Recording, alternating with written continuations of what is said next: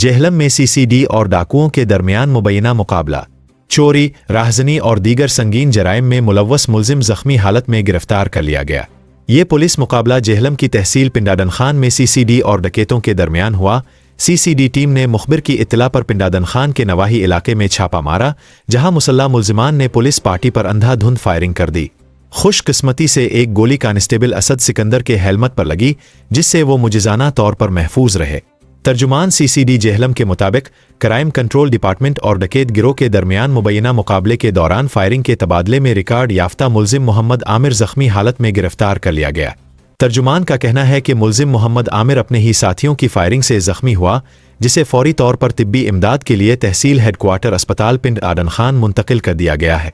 तर्जुमान CCD के मुताबिक मुल्जिम मोहम्मद आमिर डकैती और मोटरसाइकिल चोरी की 12 से जायद वारदातों में रिकॉर्ड याफ्ता है। मुल्जिम के बाकी साथियों की गिरफ्तारी के लिए सर्च ऑपरेशन जारी है।